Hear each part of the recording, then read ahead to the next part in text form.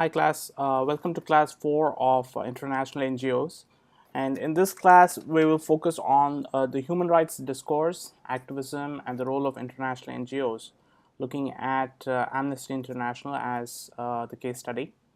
And as you probably have read, we'll critically examine how Amnesty International came to be as one of the leading and paradigmatic human rights organizations in the world.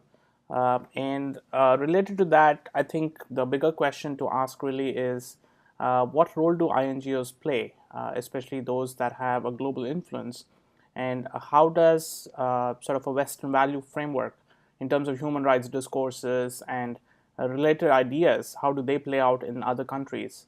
And both as a matter of perception as well as legal and sociological realities, what tensions does that create? So these are some of the learning outcomes after this session that you will have. Uh, I'd like you to take a few moments to basically jot down a few names of human rights NGOs that you're familiar with. As you do that, give yourself a few minutes, think of how their impact is measured. What is their metrics? What do they think is success?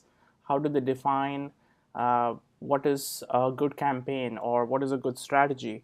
And try to think through some of these issues and see if there are underlying tensions, underlying problems with how they perceive their own work versus how their clients or how their the countries that they work in, how do they perceive their let's take Amnesty's work. So how does, say, for instance, China perceive Amnesty's work, or how does Vietnam perceive Amnesty's work from a state-led perspective? So I think looking, maybe pick a geography you're more familiar with and try to analyze these questions, make some notes, do some online research in addition to the article that I've shared with you. I think it'll help you build a greater nuanced perspective of the diverging perspectives that exist in this space. So as the article, which actually is a part of a book chapter on Amnesty International's history, points out, we are really looking at nature of moral authority here. I think these are some big framing questions. And if you want to look at it from a critical perspective, you could even ask what role does, what gives Amnesty International the authority to speak on behalf of those? Isn't it the right of the local civil society groups or even local activists or even the state itself that should be worrying about these things? So why does Amnesty need to exist? So even at that level, I think fundamentally one can question where do they draw this moral authority from? Is it universal or is it specific to the context that we are dealing in? So I want to quickly go through Hobgood's reading. You've read it, and I'm assuming you have some insights, and I believe there's a discussion online, so you can discuss your ideas there. But I wanted to quickly go through the key points that I think are important. So it was launched in 1961 as a volunteer movement in the UK, and it has since then been dealing with issues of gender equity, race, and other issues. But one of the criticisms that Hopgood points out is that largely the donor base as well as people volunteering historically have been, it has a sort of white normative middle class bias to it. Though one could argue that it's changing now with greater sensitivity to involvement of other regions and countries in terms of framing their agenda and framing their mission statements locally. But by and large, there has been that bias, is something he points out. And one of the ways that Amnesty draws legitimacy or gains legitimacy is by constructing a sense of objective truth, saying, okay, all said and done, given the existence of certain laws, death penalty is wrong, right? So that's sort of a universal truth that they're trying to aim for. And I think also they try to do that where in contexts where other sources of legitimacy like the church or the state have failed. So in that sense, they are, you could say it's more secular humanitarianism that they're trying to promote. And in that sense, it's a valid claim to moral authority because the church has failed, because the institutions have failed. So they step in and say, okay, we're filling that legitimacy gap, and hence our claim to speak for you guys. So I also want you guys to pay some attention to the human rights discourse. Like, where did this human rights thing come from? Uh, so how does, say, the United Nations, or how does Human Rights Watch, or how does any global institution come to decide on certain things are right or wrong?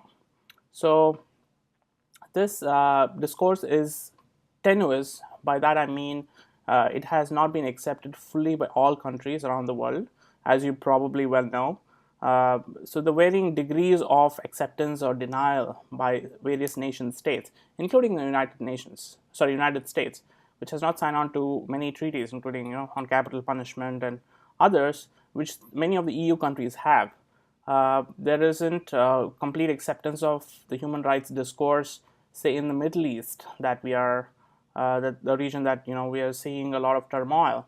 People are arbitrarily arrested, put in jail, and disappear, and you don't know what happens to them. So these are certain things that need to be worked on. Again, it's a generational issue. It's not going to change in a year or two. But for our understanding, we need to know that there is various levels of gradations on where people and countries stand. So within Amnesty, as a writer talks, there are a couple of tensions. One is preserving authority while contesting it outside in terms of state repression, and also what are the internal visions of the organization. And as you may be aware, even though the organization may have a written vision and mission statement, how each region, how each country, how even each office perceives its role may vary, and it really varies depending on where they are coming from and what they see as the battles that they want to fight. So that's something at the organization level you can observe and pay attention to as you move forward. A quick snapshot of where we stand in the US in terms of human rights. It's not a very positive scenario. Of course, we are still a relatively free society with a relatively free press and judiciary, which of course is being challenged under the Trump administration. And some of the key things that I found worthy of mention in this context is about 2.3 million people are in prisons. I mean, the largest prison population in the world. That in itself is a huge, shocking statistic, and it should concern anybody who's concerned, who claims to be worried about human rights. Death penalty exists in 30 plus states, and of course, well-known fact: racial disparities in the criminal justice system, which gives right to point number one, which is a large proportion of people in prisons are black and people of color. So that's a very obvious yet subtle, fact of living in the United States, and how, as a champion of free rights and freedom, we imprison so many people, and our rights are not considered. And I think a lot of these issues are related to epistemic poverty, issues of lack of education, and it's a very systemic issue at the same time. I want to quickly turn to Amnesty International in India, look at a case study, and then we can wrap up this presentation. So Amnesty, more recently, I may have mentioned the FRCA legislation in the first class.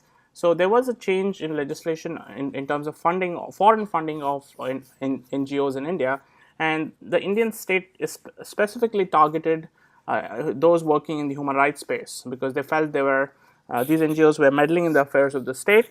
And there was, for those of you who are not familiar, there was agitation around a conference on Kashmir, which is a region in northern India, which is disputed by both Pakistan and India.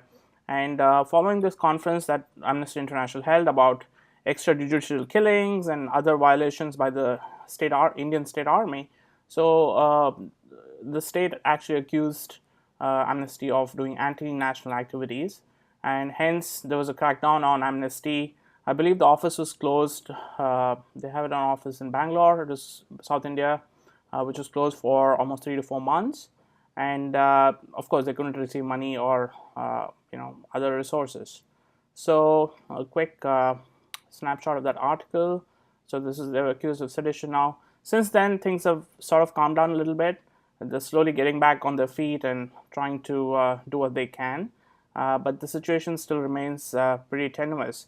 So the lesson learned from this quick sort of case study is also to look at how the state has legitimized what is acceptable speech, what is not. So I think that's one of the bigger challenges that any organization like Amnesty would face.